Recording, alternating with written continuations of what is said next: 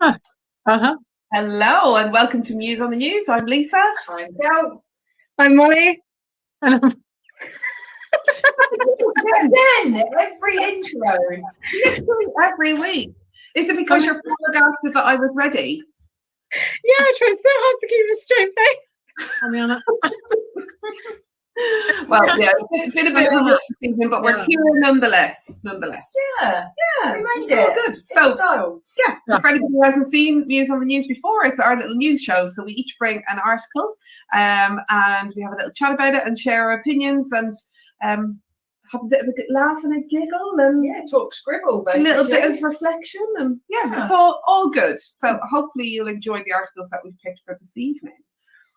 Do you have anything to say, dear? No. No? Okay, Not right. that anyone wants to hear anyway. So we go to the first article. Yes, it's Jana's article. Jana. Oh, I was going to talk about something else, but yeah, I can talk about article. That's why we're here. I forgot to ask me how we were, and I had this story ready. Right, no, let's stop. Hold Let's on. stop. Stop. See? Right. Tell us how you are. How's your week been, girls? Oh, that I wasn't. I'm not even going to talk about that. It's been pretty tough, but we've done a cook along. I have to share this with you because it's something we were hoping maybe you'll join us and do it with us.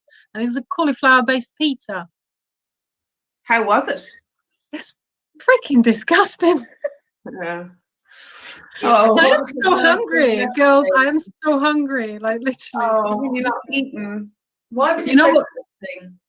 It looked good before we put stuff on it. It wasn't soggy or anything. And once we put stuff on it, put it back in the oven, it was so soggy. Couldn't eat it. Aren't you supposed to blind bake it first? We did. Yeah, we that bit was fine, and then we put the sauce on it and stuff, and then it got a bit soggy. But I actually quite enjoyed it. I thought it was all right. It was literally like cauliflower soup. So I just want to apologise really to people that are watching it and stuff. That sorry, it really wasn't good. But try it. You might do better. I know this recipe, and I know that it's really difficult to get right, and it's really divided people's opinions as to whether it's useful. And I use cauliflower in lots of alternative ways, but I've never been able to master the cauliflower pizza. And you know what? Yeah. Go to a well-known supermarket that has an orange sign, and they sell pre-made cauliflower pizza bases. Yeah, but you see, they add stuff to it that make them not quite so healthy. Flavor. But I tell you what, I can highly recommend. We made a couple of weeks ago. We made roasted cauliflower and potato mash, and it was absolutely gorgeous. It was beautiful, wasn't it? Even the kids liked it. Yeah, and it's nice and cheesy as well. It's really good. Really, really good. Anyway, so that's use up your cauliflower next time. Forget about the pizza. Yeah, awesome. We'll try that next time. Just hungry. Right then, back to today's order. Sorry. First article. Jana, talk to us. Yeah, this is amazing. So this Monday was 7 years since the first same-sex marriage was allowed in England and Wales, which I'm quite shocked because I thought it's been longer. It's only been 7 years. So I don't know what we're complaining about that we're not married yet. We've only had 7 years to do it. So it's actually not that long, but 7 years, great. But we really liked it for quite a while before, didn't we? Yeah, so obviously it wasn't an overnight thing, was it? It was quite a bit of a fight, and quite a bit of LGBTQ plus activism had to happen before we got to the stage of being able to marry as a same-sex couple. And yeah, it's been 7 years. I think Scotland followed a year later, 2014, and Ireland was only last year, wasn't it? 2020. Yeah, Northern Ireland only last year. Yeah. Well behind there. Yeah, Northern Ireland had a big fight, really long time, way behind the rest of the UK, which is really incredible. What's the score in the Republic? Same-sex marriage. I talk about it all the time. I wasn't going to go there. So Ireland obviously has same-sex marriage, and was the first nation to bring it in by popular vote. So that's a thing that I'm hugely proud of. But thank you for prompting me. I was resisting mentioning it. But in terms of Northern Ireland, I think we spoke about this when we spoke to Susie Blue in the interview that we did with her.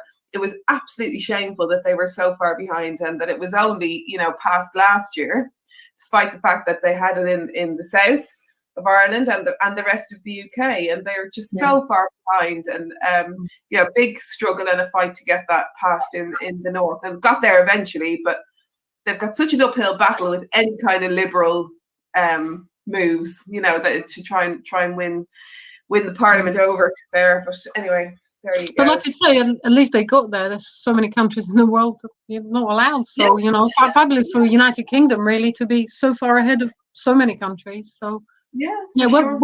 Where would you be getting married, girls? Here or Ireland? Do you know what? We're so desperate to get married that we'd get married anywhere. The thing is we've got more people here, but you know, it doesn't really matter. No. Marry area. Rugby club boiler if I had to. I don't In care. a skip somewhere? In a skip, Oh, that's the thing, isn't it? It's about well, everybody wants something different from their wedding, don't they? I suppose, but it should be about who you're marrying, and it shouldn't matter actually where you do it, really.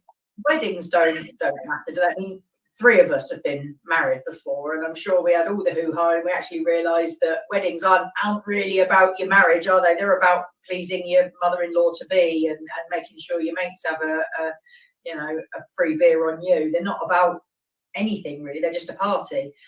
Yeah. I mean, I had quite a big wedding, I suppose, and I'm quite happy for, you know, I'd be happy for me and you tomorrow to go with Molly and Jana or somebody, and you know, and just go phone in sick, girls, and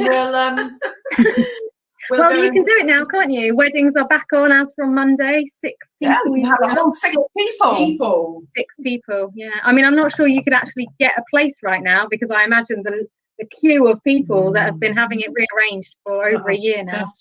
Yeah. Imagine that would be brilliant, though, wouldn't it? Do it now, and be able to whittle it down, and you know, be able to say to all those people that you don't really want to come to your wedding anyway. Yeah. So it's a lot of money. Auntie Sue. I have an idea. Next week we do Muse on the News. By then, that gives me enough time to do that thingy online course to become the person that can marry you, and I'll do it on Muse on the News live. Do that here. You'd be taking Jenny Knight's job. Yeah, you can't do that in the UK. That's a very American thing. Yeah. Anyway. Anyway, it's fantastic. But one thing I did want to just mention about that article is that, you know, we do have same-sex marriage, but we still also have civil partnerships, and that has been extended to heterosexual couples. And they didn't have that entitlement before. Yeah. I remember reading about a heterosexual couple that had fought for years and years and years for the rights to have a civil partnership, but it made no sense, did it, to have, you know. Well, their argument was that they didn't necessarily want to take the sacrament of marriage or, you know, have that ideology, but they did want to make themselves legally secure in terms of, you know. It makes sense. From that point, there's loads of reasons. It didn't make sense to not allow straight couples to have civil marriage. All round on both sides, which is great. Huzzah! Yeah. Oh, shall we move on, ladies? Yeah. What have we got next? Trans Day of Visibility. Trans Day of Visibility, which is today. Yeah. It is. There we go. 31st of March. There we go. So there you are, Trans Day of Visibility, and this is a really important day in the calendar, isn't it, for our community? And what I think is great is that all elements of the LGBTQ plus community seem to get behind this, and it's growing year on year. But it's, you know, one of the things that this article says is that it's actually really crucial at the moment that we do have this day. Particularly given that 2020 was, they deem it to be the deadliest year yet for attacks on the trans community. So it's incredibly important that we have this day of visibility and that we support our trans friends, you know, really, really important that we give them that allyship. The article is written from an American point of view, but one of the statistics was that despite the fact that it was the deadliest year for the trans community, there was only 54 minutes of news coverage on American news networks. And I find that absolutely incredible. 54 minutes across the whole year.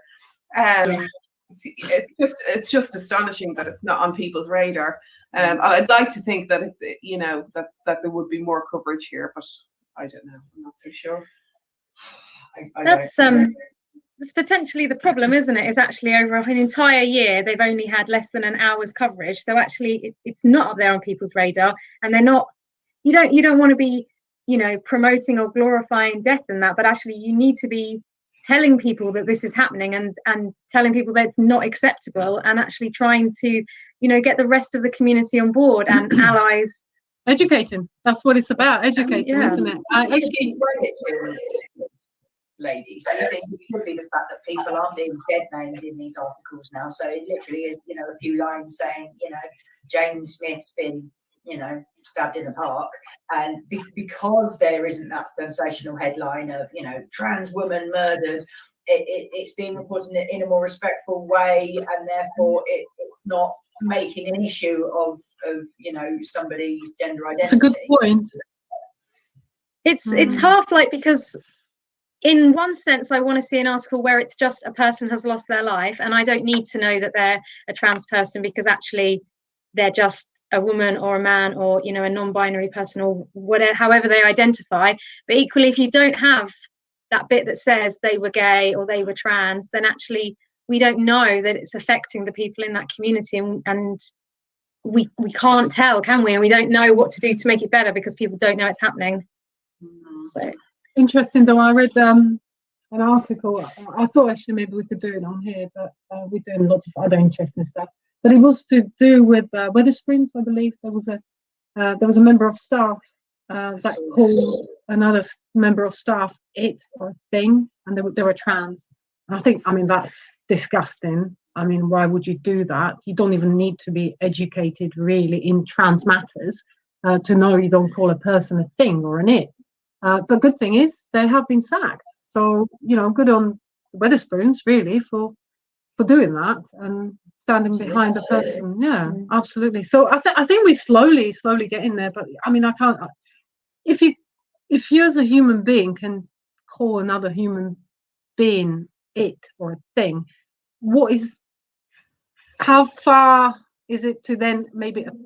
What's the difference between them almost attacking them physically? Well, it is an attack, isn't it? And it just is a complete lack of respect. And regardless of anybody's gender identity or how they identify at all, you just don't speak to people like that. No. You just don't. It's just not the done thing. You just don't do that. If you're a good human, you don't do that. And we should all try and be better humans, shouldn't we? Yes. There's today's Muse on the News advice. Yeah. Be a better human. I really like this, because I think the student that originally started it said that the only other day of awareness we have is Transgender Day of Remembrance, and actually that's remembering people that have already lost their lives. And actually it should be a day when we absolutely celebrate every gender diverse person out there and the incredible things that they're doing and the full life that they can have. And I suppose in countries like the UK, that actually I have sadly read in this article that still 1 in 3 employers won't employ a trans person, so there's still a lot to do, but there are still a lot of careers and jobs out there that will support a trans person. And actually I know there's a couple of well-known supermarkets and that allow you to have different name badges, so you don't have to be Mr. and Mrs. now, although why we have that on some of our name badges I don't know.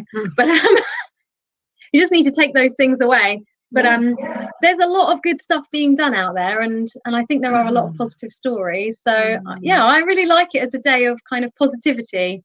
Yeah, and it's a perfect time of year, isn't it? It's spring and everything's blossoming.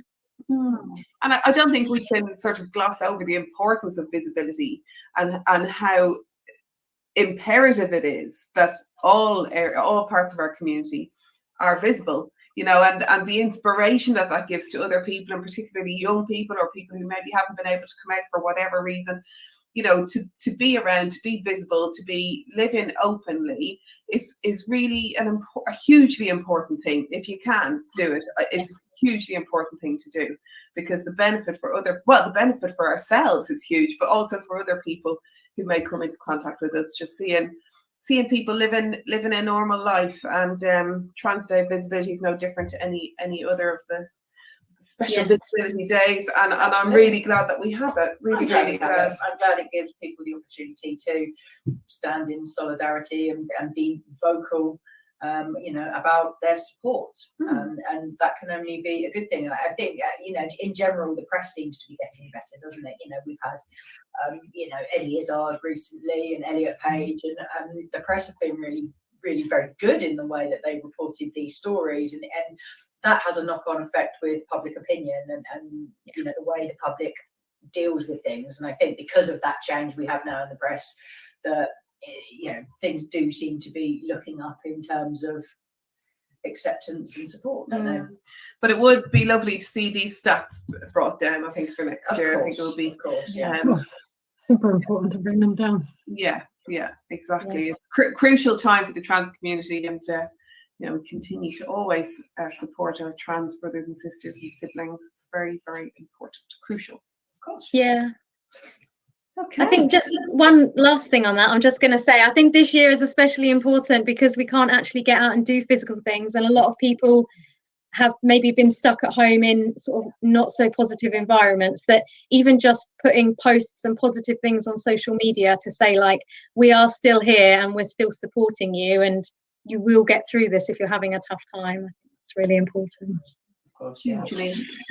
Yeah. Awesome. Good. Right. Okay. So the next article is your one, Molly, and this is. Well, I say it's your one. You're going to carry it on behalf of Dylan, who asked us to cover this article on his behalf. So kind of your area of expertise, right? It is. When I saw it come in, I was like, this is definitely my article. And actually, really nice. We met Dylan originally because we shared allotments together down in Sheets Heath in Woking, and I think Dylan left first actually, and he gave us some of his soft fruit crops, and then we left a little while afterwards. So it was really nice to then join Pride in Surrey a few years ago, and then Dylan sort of popped up and we met him again, and it turns out I was actually on Trans Remembrance Day we met him. It was Trans Day of Remembrance, yeah. Really nice to bump into him. Anyway, sorry. Small world, yeah. So this article shows that he hasn't gone very far. He's living in Guildford, and he's recently taken over very neglected allotments at the Lido down by Guildford College, and he's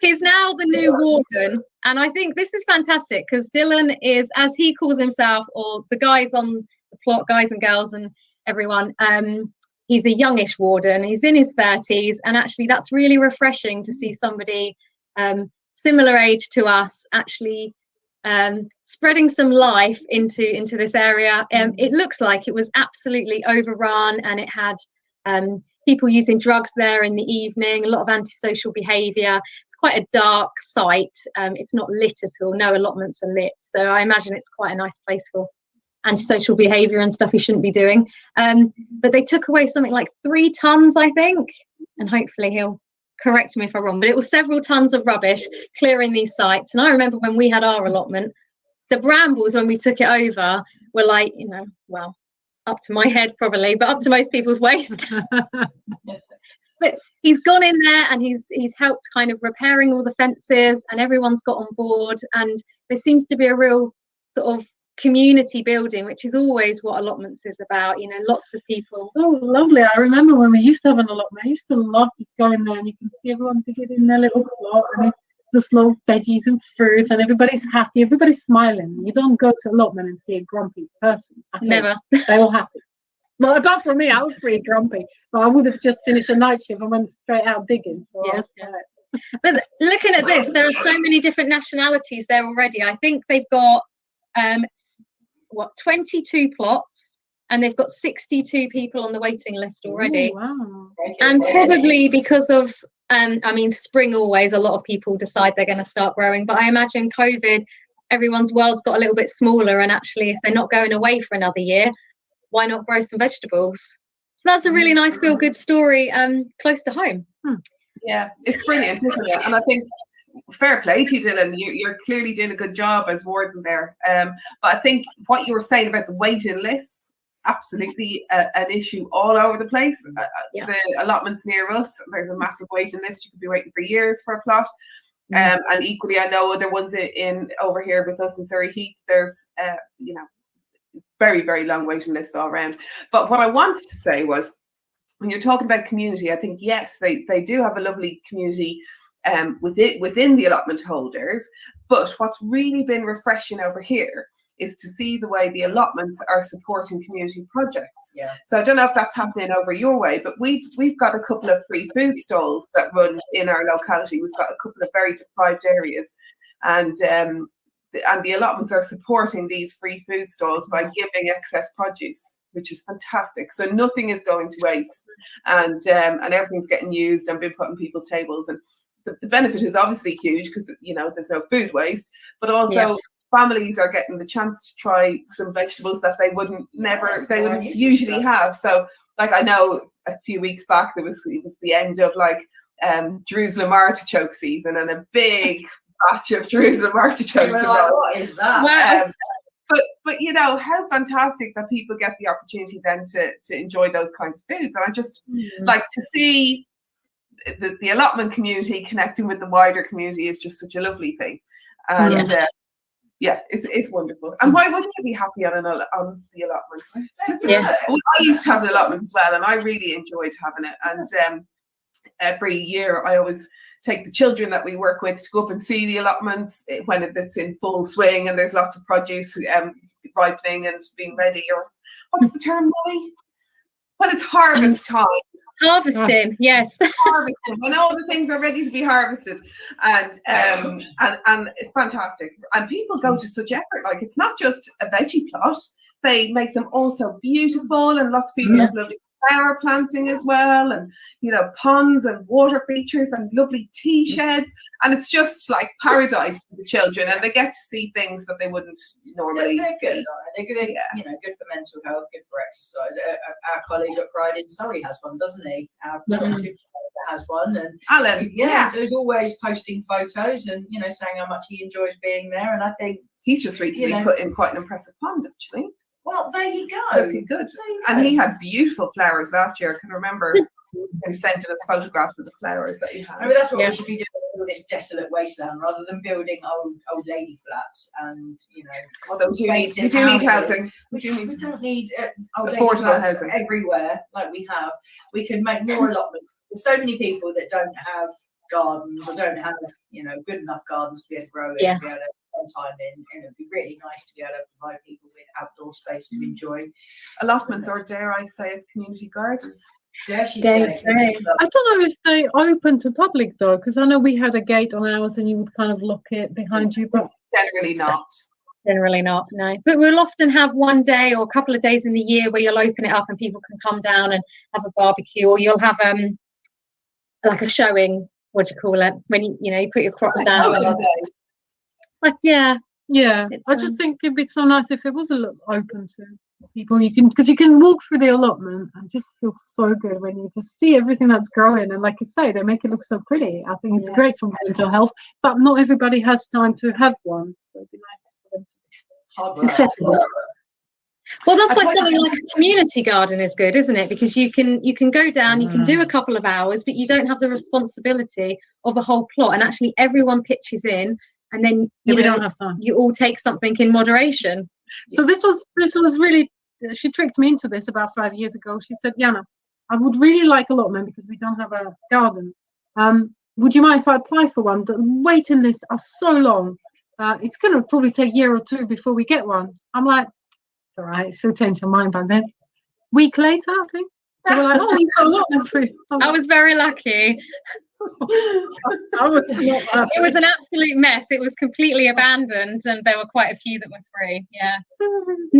So then we started volunteering for Pride, and that went by the wayside. Can't do everything though, hey? And you do it for a job, so busman's holiday. I would love to do it in a garden, because that's something that works for me. But there are people that live on their own or don't have a garden, and actually the community of a community garden or an allotment is just so important. You know, being able to go down there and talk to people. You know, I talk to people all day long, so I don't need that interaction necessarily. Although Jana would say I would, but for somebody that doesn't talk to people, yeah. So we definitely need more space like that, more community gardens in our communities, more allotments, get people growing. Yeah, definitely. So this is fantastic. Yeah. Good one. Nice one. Lovely. I was going to make a point, but I can't remember what it was, but I've spoken about it anyway. Oh, I still haven't finished my story about the pizza, and I've just remembered. So maybe we can come back to it at the end. We can. So last story of the evening. It's your one, dear. It's my one, dear. So, no, thank you. Look, right. Alan Turing on the new £50 note. Fantastic. Over the moon that you know, a Surrey icon and a queer icon and you know, a man who wasn't celebrated enough during his lifetime and you know, just an insanely intelligent, brilliant, clever, wonderful man has now on our £50 note. And I think the day that they went into circulation was actually his birthday as well. Oh, I didn't realise that. That's really good. That's nice. So yeah, I mean, I think this is the first queer person to be on a banknote, isn't it? Or the first Ooh, queer it's the person first. to be on a banknote. I think it is. Yeah. Yeah. Fantastic. Well, what a great person to be. Irish, Well, but okay. just saying. There we go. She's just ruined my angle. That's okay. It's fine. It's fine. It's fine. Oscar I Wilde. missed it. What happened? Oscar Wilde was on an Irish banknote. Yeah, but that's Ireland. So. That's different. But listen, this article is written by Alec from Surrey Live. What are you And trying to do? I'm trying to get rid of it now. Is that it? Anyway, and Alec is a good friend of Surrey, Pride in Surrey, and he's covered a lot of queer articles, which has been brilliant. And this is a really nice one. And actually, if anybody reads the article, we've contributed to it. So there's a quote in there from Stephen Ireland and a quote in there from myself, just really celebrating and honouring Alan Turing. And he's been overlooked for so long and was treated abysmally in his life. And it's just lovely to see this honour bestowed upon him now. Yeah, and wasn't he voted? Didn't the public vote for Alan Turing? Yeah, To be on this note as well. Which is pretty incredible, actually. You know, there's another level of public acceptance there, isn't there? Yeah. Absolutely. Yeah. It's just such a shame. You know, he didn't live long enough to, because he died so young, wasn't he? 41. Yeah. To actually, you know, to be there for all this. Sometimes it doesn't happen until actually you reflect back on someone's life, and obviously it was taken way too early. But it's really nice in the last few years how much more acceptance and visibility we're having about everything that he achieved and the legacy that he's left us. Is there any family? I don't think he had children, did he? Is there any family? His nephews. There is family. Yeah, there is family, and they've been very vocal about campaigning for things like, you know, the apology. They campaigned for his posthumous pardon. Yeah, he was. Pardoned. Yeah. Cool. So I read here, I think actually it doesn't go into circulation until June. So we've got a few months to wait. Birthday then, yeah. But yeah, they failed it. Yeah, they Would would have been 99. Oh. So it's quite an honour to go out on that. Could have had no idea of the impact that he's had, you know, on the world and the history that he inhabits and how he's looked upon now, you know, because he was made to feel ashamed, wasn't he? And now we celebrate him, and now we praise him, and now, you know, he's on the biggest banknote. Yeah. You know what? Like, he's an icon and such an inspiration to our young people, you know. Like, our daughter knows all about Alan Turing. She did a project on him in school a couple of years ago, and, you know, she would consider him to be one of her inspirational figures. And, you know, I think it's just so sad that he died not knowing you know, what a hero he is, or not, you know, not knowing that we appreciate him in the way that we do. And that's, isn't it? That's the thing, like, he would have known that what he did and his achievements were incredible. He would have known that it was a stroke of genius, right? He would have known that. But to never be given that credit and never to be celebrated and honoured in the way he should have been was appalling. And equally to be treated as he was and was just, just so inhumane. So, it is a positive move. Too little, too late. But Far too little, far too late. But I'm glad it's there. So now I'm desperate to go to the ATM to take out a 50 pound. So you never get them though, do you? That's the thing. You go to the ATM and you could ask for get it in 500 quid and you get it all in 20s. We'll have to go to the bank and ask for one, I presume. Hello? You'll get 2 20s and a 10 otherwise. Yeah. But bank tellers even ask you how you want your money anymore. I don't even know. I didn't go into a bank, you barely get a teller. So when I go back home, I always get option. Every cash point has got option what notes I want. But not here. That's good. Well, that's efficient. That's Europe. Yeah, we're just so far ahead we are. Yeah, in banknotes. We'll probably remove cash machines. We'll probably abolish cash within the next 10 years, and everyone will just have to have a retina scan to pay for their in the petrol station. That makes me sad. I know. We were talking about cash yesterday because I went to play tennis for the first time, and we used to put in a couple of quid into the kitty each week to pay for balls or lights or whatever. And our captain said, with things changing, I mean, I still get cash because of the nature of my work, but a lot of the ladies don't have cash now. And we're saying, actually, do we need to pay upfront each person for the year? And then we just buy a bulk section of balls because we don't carry cash on us. Changing times, isn't it? Yeah, I don't carry cash really, No, I don't since COVID. I always did before COVID. Yeah. Did quid in the car, but that's for parking change. And most places have got the Ringo thing now where you can, But my mindset about cash has changed. Like, occasionally if we run out of something, I'll send one of the kids to the shop after school, and it would usually be a scrabble around my little pots that I have upstairs with my £1 coins and my £2 coins to get together enough for a bag of spuds or whatever it is. Yeah. And like now, I just give them my plastic. I'm like, when is that? Oh, what? I know. Give your kids your plastic and let them out. Yeah, that's trust for you. But don't you feel bad? The other day, I needed to spend £2, and I didn't want to put it on a card, but because I haven't got cash on me now, and a lot of the shops are saying we'd rather not take cash, it went on the card. We forget we have cash. If somebody gives us cash for whatever reason, or if one of the kids gets birthday money, we go, what do we do with this? I was cleaning out one of the cupboards the other day, and I moved a glass aside, and it's had all these fivers shoved in it. It's like because we don't know what to do with it. That's done at his birthday. The shops have been closed. Cash, and you don't know what to do with it, so you spend it. You spend it. Hidden at the back of the drawer. What I know is that. What will happen with that is they've just got fivers coming out of the walls. And then you'll find the cash and have that as well. Possibly. That's exactly what's going to happen. He's a clever boy. Anyway, enough about cash. Jana. Hello? Are you ready? Are you ready? Why? No, what's going on? Word of the week. Word of the week. Word of the week. Oh, nice one. What is this? Word of the week? Is that already the time? Wow. Right. Are you ready? Yes. Okay. I hope you are, because I'm ready again this week. There we go. Here it comes. A fancy word on the screen. Lulu.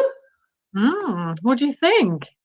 Any remarkable or outstanding person or thing. Oh, hi, Lulu. Oh, hello, Lulu. I thought you'd like this one. Yeah, that. I don't know. Dictionary.com. Just I make them up, and then I make it look like it's from dictionary.com. Oh gosh. Lulu. I think it's very in keeping this week. Very uplifting. Yeah. Talked about lots of extraordinary people and things, haven't we? Yeah, absolutely. True. So this graphic, for anybody who's listening rather than watching, it's a lovely graphic. Lulu, now Lulu. So you say it as it sounds, as it looks, and it's any remarkable or outstanding person or thing, and you've got that from dictionary.com. Well, I'm going to use that. I what was the other one for hoodled? A hoodle. I did use it. Oh, did you? Probably. I did. I used it a couple of times this week, actually. When I remembered it, it took me a while to remember what the word was. But I mean, I'm not going to beat for hoodle because that was such a brilliant word. That was a great You word. have, set the bar quite high there, haven't you? I know. But I know. I do like Lulu. I think that's good. Lulu's Lulu. cute, Yeah. and it's not easy to find nice words. But you know, I'm getting There's fatunch. fattoons. Yeah. I don't think that's a word. Really. That's just a Sound sound. effect. It's a sound What effect. are words if they're not merely sounds? Yeah, but it's drums, isn't it? No. Am I wrong? It might be. Yeah, Okay. that's the same as if I just put on the screen. Huh? The same. Yeah, this week's No, word. What does that mean? no, no, no, no, no, no, no, no. What's the word of the week? Can it be nom nom nom nom nom? Can we have food? Oh, yeah. Nom nom nom nom nom. But yes, and next week's show, there's no news. We're all just going to sit here and eat a kebab. I was nearly eating my dinner while we were doing this. Actually, you're so far behind tonight. But anyway, right, okay, love it. Move on then. Move on then. What's next? Okay, the best part of the episode. Well, that's just happened. We need Yeah, a jingle sorry, for this sorry. bit as well. We do need to go. Right, so you two, can you just make up some Ready? Go jingle there. Go for it. Ready? 1, 2, 3. Go to the week. Go to the week. Go to the week. Brilliant. Hey! This week we have Nigel from Kidderminster. Isn't he a handsome boy? Oh, with his eyes. Sorry. He's been nominated by his brother, Craig. Why? Why has he been nominated? Well, but just because he's a looker. No, he is not handsome. Yeah. Give I us a like him. description there for anyone on the who's listening to us on the radio. Nigel is a goat. He's fawn in colour with very bright orange eyes that are looking rather sinister, it has to be said. Yeah. But he does have some pretty impressive horns. They're And really that's nice. There we go. They're almost like a seashell. Those horns with the lines, all ridges. different colours going on. Yeah. Yeah. But those eyes, they look like they're. It looks like he just smoked a joint. Oh, Jana. I wouldn't know. No, I wouldn't, but it looks weird. I'm scared. Put him back on there for a Right, minute. let's go back and get Nigel because I feel like everyone's being quite mean to Nigel. I think Nigel, Oh my God, the eyes. Right, look. he's cocking his head to one side. He's looking at you quizzically, saying, "Why do you hate me, Jana? Oh, Why do you hate me?" and look at him. He's got a really perfect nose. He's smiling. He looks a bit like Frank, our cat. His nose is almost heart-shaped. It is cute. Nose is cute. Eyes are completely freaking me out. He Turn it almost off. looks like a little lamb with that nose and the little mouth. Yes. Wow. Yeah, and I think he's just dreaming. He's just looking into the distance, like Funny how we see things differently. yeah. But I love his colour. Yeah. It's like nice and sandy. He'd get on well with oh Albert. no, Who? last week's goat, Helen. Helen Helen from Bude. from Bude. Oh, Yeah, yeah. I had B in my head. Oh, Yeah. So he's straight. Oh, they could Well, be we're not going to sisters make any from. assumptions, Jana. I mean, Well, it doesn't matter as long as it's he's up to happy. him. It's up to him. Yeah. Yeah, no. He but- can be going out with a girl one minute and then with a boy the next minute. Okay, so Helen first, and then we'll introduce him to Craig. Or Vince. They live quite far away from one another, Helen and Nigel. Helen's Where's from Yeah, Kidderminster? Up. Where's Kidderminster? Up. Is it? I thought it was. Oh. I'm gonna have a look Depends now. where you're starting from. Let's It just leave it at always that. depends where you're starting from. Anyway, on that note, this has been Muse on the News. It has. Yeah. And we're Thank you finished so much, ladies. as well, which is fabulous. And yes, Yeah. hopefully you've all stayed with us for 39 minutes because we know you don't all stay with us for 59 minutes. It's half an hour and you've had enough. It is up. It is up. Sort of up north. Manchester. Yeah. No, south of Manchester, north of Swindon. Yeah, that's what I said, isn't Yeah. it? Up, yeah. Bude is down and along. Bude is down, yeah. Oh. You know, it's probably a good 3 and a bit hour drive. Too doable. far for Helen and Nigel to become acquainted, really. Mm. No, Brilliant. well, not necessarily, because goats travel very vast distances. Huh? So Has the stay at home thing been removed now? It has, yeah. Oh well, they But can meet still halfway. only, you know, a little bit of travel. Yeah, but they'll be alright. They're goats. Yeah, that's true. I don't think they carry COVID. Well, that's an assumption, isn't it? Goats Has go enough all testing over been the done? train spreading COVID. Oh. Please remember, boys and girls, none of us are medically trained, and please don't assume. Don't assume that You dogs cannot carry catch goats. Don't COVID from carry a goat. COVID. Yeah. Don't be licking any goats. And space, goat. Oh, right. Okay. Girls, have you anything else to say before we wrap up and say goodbye? No, I think we've said it all tonight. I'm not gonna finish my pizza story. It's quite boring. No, anyway. yeah. Oh, no. Finish up. Tell us. Tell us Oh, about no. No, go on, go back. Tell us. I'm interested to know. Well, it was that bad. When I finished it, I sat here and I cried. Oh, God. Do you know what, though? I can sympathise with that. There's nothing worse than your dinner being rubbish. Yeah, you should have ordered a kebab. I told you this morning that you should have ordered a kebab. Oh no! Do you know? I think it's because I was so tired and I was so hungry and like I was looking forward to dinner.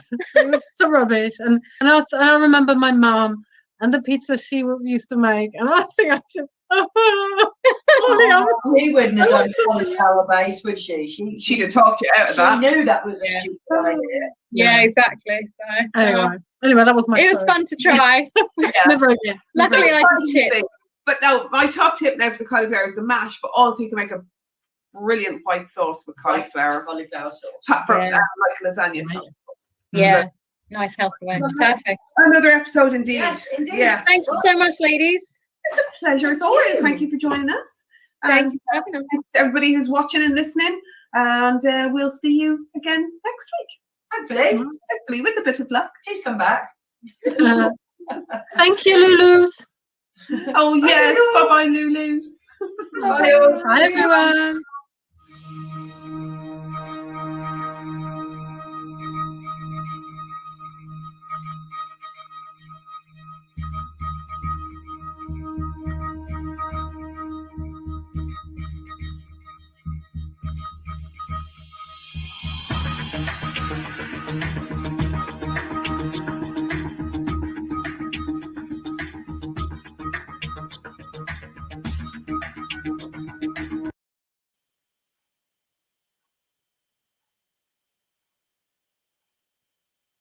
Hi, my name's Bethany Rose. I'm a spoken word poet and I talk a lot about what it feels like to have mental health issues, to not feel yourself, to feel sad and to feel alone. I know that sometimes it's really difficult to reach out, but Pride in Surrey are offering a service where you can just text talk to 88440 and there'll be somebody on the end of the line to help you with whatever you need. And we all want you to remember that you are not alone.